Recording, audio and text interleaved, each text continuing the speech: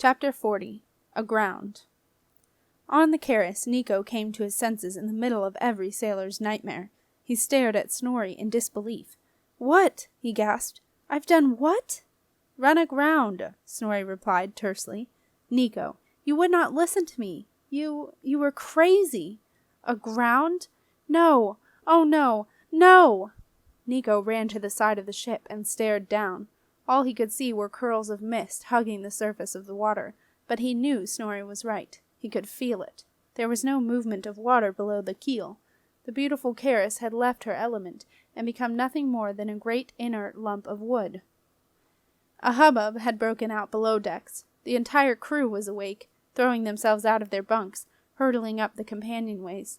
The thunderous sound of footsteps filled Nico with dread, and in a moment Milo, disheveled from sleep, a blanket thrown hastily over his silk brocade nightgown, was towering over him. "What?" yelled Milo. "What have you done?" Mute, Nico shook his head. He could hardly bear to look at Milo. I don't know," he said desperately. "I just don't know." The first mate emerged on deck and promptly answered the question. "Ease run us aground, boss." An unspoken "I told you so" hung in the air. Snorri knew that Nico would not even try to stick up for himself. "It is the lighthouse," she said. "It has moved." The first mate laughed mockingly. "But it has moved," Snorri insisted. "It is there now. Look."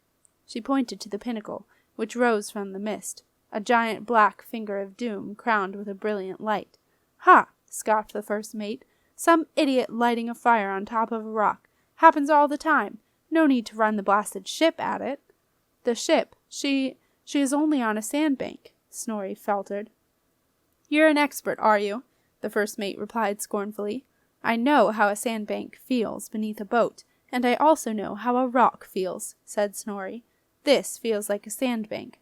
The first mate did not know quite what to make of Snorri. He shook his head. "She will float at the next tide, I think," said Snorri. "Depends on the damage," the first mate growled. "Sand covers a multitude of sins, and a multitude of rocks. You find the worst rocks under sand. Water smooths 'em. Sand don't. Sand keeps 'em sharp, like razors, some of them. Cut through a ship like hot wire through butter." He turned away from Snorri and addressed Milo. "Permission to send a man over, sir. Inspect the damage?" "Permission granted," said Milo. "I'll go," said Nico, trying his best not to plead. "Please, let me do something to help." Milo looked at him coldly. "No," he snapped. "Jem can go. I trust Jem." Abruptly he turned on his heel and walked slowly to the prow, where he stood and stared dismally through the mist at the vague shapes of the land, so unexpectedly, unnaturally close at hand. In a daze, Milo heard Jem climb down the rungs on the side of the hull, then put the rope ladder out to reach the sand below. He heard the sounds of splashing through the shallows, and Jem's shouts. "Seabed is sand, sir. Bit of a scrape here. Not too bad. Uh-oh." And then more splashing. In despair, Milo put his head in his hands. He thought of his precious cargo fastened below in the hold, the prize for which he had searched for so many years, which had taken him away from his wife, and then from his daughter. Foolish years, thought Milo. Foolish years that had come to this. He imagined the Keris filling with water on the rising tide, the sea pouring in, surrounding the great chest, drowning it for evermore, consigning its precious contents to the seabed, to be washed up on the lonely shores of this benighted place. Milo looked out over the prow, which rose up even higher than usual, for the Keris had settled into the sand and was leaning back at an unnatural angle. He stared through the mist at the light on top of the pinnacle, and saw that it was not, as the first mate had said, a fire, and as he looked at the light, trying to figure out exactly what it was, the mist began to retreat. A chill settled on Milo as he watched the mist behave as no mist should, rolling up the craggy hill toward a small tower perched at the very top, as if it were a line being reeled in by a fisherman, with a very large fish, by the name of Keris, on the end of it, thought Milo wryly. A shiver ran through him. There was something strange going on, and there was something particularly strange about that tower, and he wanted a closer look. "Telescope!" yelled Milo. Within seconds, a member of the crew was at his side with his telescope. Milo put the finely tooled brass tube to his eye and focused on the tower.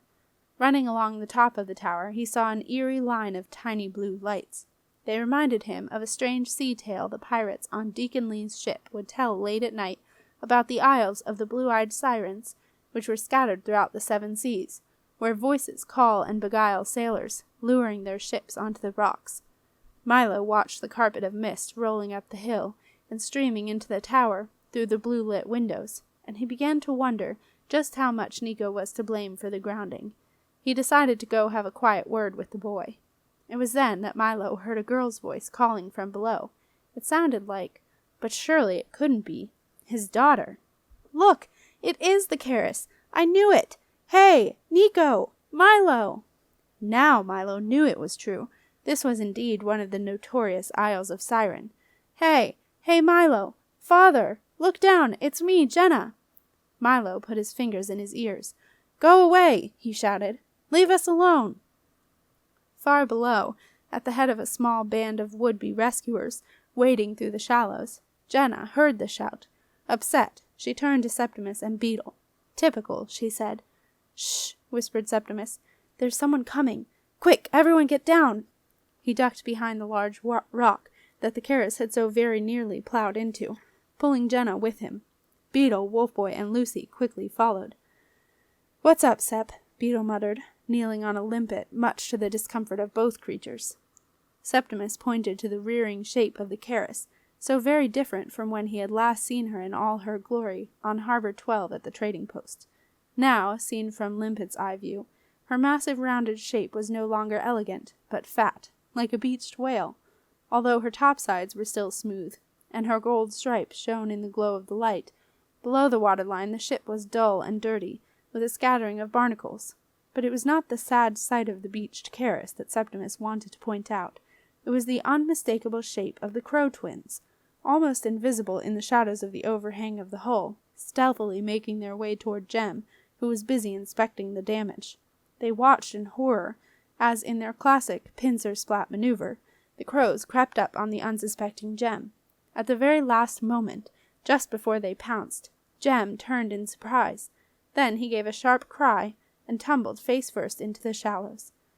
Each crow put a knife back into his belt, then continued on their way, creeping along the keel of the ship, well hidden from the view of anyone on board. The crows moved stealthily to the rope ladder that dangled from the unsuspecting Keris. Now the watchers saw 2 more figures, Skipper and Jakey Fry, appear from behind the stern and creep toward the ladder. At the foot of the ladder, they stopped, and Jakey could be seen pointing to the sailor's body. An argument appeared to break out between Jakey Fry and his father, who settled it with a long knife held to Jakey's throat. The Crow twins had now also reached the ladder. Jakey was told to hold it, and one at a time, the Crow twins, each with a fearsome collection of knives stuck into his belt, and boots, began a laborious ascent. "No!" gasped Jenna. She went to slip out from behind the rock, but Wolfboy grabbed her. "Wait," he told her. "But Nico," Jenna protested. Wolfboy looked at Septimus. "Not yet, 412, yeah?" Septimus nodded. He knew Wolfboy was calculating the odds, just as they had been taught in the young army. And right then, the odds were stacked against them, in the form of knives, ruthlessness, and brute strength. They desperately needed something in their favor, and they had only one thing: surprise. "To win the fight, time it right," Septimus said. Exasperated, Jenna raised her eyes to heaven. "But Jen, it's true," said Septimus. "We must get the timing right. When they least expect it, we pounce. Okay, 409? Wolfboy gave Septimus a thumbs up and a grin. This was like the old days, only 1,000 times better. They were together in their own platoon, and they were going to win. Jenna, however, didn't see it that way. Horrified, she watched Skipper Fry follow the crows up the ladder, the glow from the light glinting off a large cutlass thrust into his waistband. The Crow twins had reached the top. They stopped and waited for Skipper Fry. Then all 3 slipped silently onto the ship. On the Keris, shouts broke out, and someone screamed. Jenna could stand it no longer. She pulled away from Wolfboy and ran out from the rock, splashing through the shallow water, and leaping across the raised sandbars toward the stricken ship, while the sound of screams, yells, and thuds echoed down. Jakey Fry saw Jenna coming, but he did not move.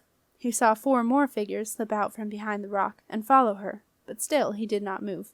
He watched the figures reach the body of the sailor, saw them kneel down and turn the man over, and Jakey felt terrible. He clung to the ladder, apparently obeying his father's last words to him. "Hold on to that ladder, you little pikey, and don't you dare let go whatever happens. Got that?" But actually, Jakey was too shocked to let go. Jakey watched the 5 figures pick up the sailor and stagger with him back to a nearby flat rock. He wanted to go and help, but he didn't dare. Right then, he didn't dare do anything at all. He saw them haul the sailor up onto the rock, and then a boy with a nest of straw on his head kneeled beside him. A few seconds later, the boy got to his feet and pointed angrily at Jakey. Suddenly, Jakey heard his father's threatening bellow cut through the sounds of the fight above, and all went quiet. Jakey shuddered. His father probably had a knife to someone's throat. That was the way he usually got what he wanted. He glanced up, but could see nothing but the barnacled curve of the Keris's hull. When he looked down, he saw the boy with the nest of straw on his head, and his 4 friends, one of whom was Lucy Gringe, heading straight for him. Jakey gulped. He was in for it now. Jenna and Septimus reached Jakey first. Septimus grabbed Jakey by his collar and pulled him away from the ladder. "Get out of the way, you murderer!" I'm not. I didn't do it, honest." "Your friends did. It's the same thing. You're all in it together." No, they're not my friends. They're not. Just get out of the way. Our brother's on that ship, and we're going up." "I'll hold the ladder for you," said Jakey, much to Septimus's surprise. Septimus jumped onto the ladder and began to climb. "You be careful," warned Jakey. "You going up too?" he asked Wolfboy. "Yeah," said Wolfboy, scowling. "Good luck," said Jakey. Jenna went next, followed by Beetle. Lucy hung back. She had had enough of ladders. She glared at Jakey. "What's going on, fish breath?" she demanded. "I don't know, Miss Lucy, honest," Jakey babbled. "There's something on the ship. Pa knows, but he never tells me nothin'. You're going up too?" Lucy glanced up at the ladder just in time to see Septimus disappear over the gunwales. She sighed. There were 2 of Simon's little brothers up there now, and like it or not, she was going to have to help them. They were, after all, very nearly family. Businesslike, she tied her braids into a knot so that no one could grab them. Lucy had learned a thing or 2 at the Port Witch Coven. "Yeah, Turtlehead, I'm going up," she said. "You take care, Miss Lucy," said Jakey. "If you need any help, I'll be there." Lucy flashed Jakey an unexpected smile. "Thanks, kiddo," she said. "You take care, too." With that, she began the precarious climb. As Lucy struggled up the side of the Keris, an odd-looking gull with yellow feathers landed on the sandbank. It put its head to one side and looked at Jakey Fry with some interest. Then it stuck its beak into the sand, pulled out a long, wriggling sand eel, and gulped it down. Yuck! It hated sand eels. Sand eels were the worst thing about being a gull, but it couldn't help it. As soon as it felt the shift of sand grains beneath its sensitive little flat feet, something took over, and the next thing it knew it had one of the disgusting things halfway down its throat. The gull took off and flew to a nearby rock to recover. The little yellow gull could not believe that once again its fortunes had suddenly changed. But it had had no choice, it told itself. It knew that the bossy extraordinary wizard would indeed have kept it imprisoned in the sealed cell forever if it had not agreed to her terms. The gull decided that it would not be rushed. It would get moving when it had digested the sand eel, and not before. It hoped its master would be worth all the trouble, but it doubted it. Trying to ignore the sensation of sand eel wriggling in its stomach, the gull watched Lucy climb the precarious-looking rungs up the side of the Keris's hull. At last, Lucy reached the top. She peered over the gunwales. To her surprise, the deck of the Keris was deserted. Where had everyone gone?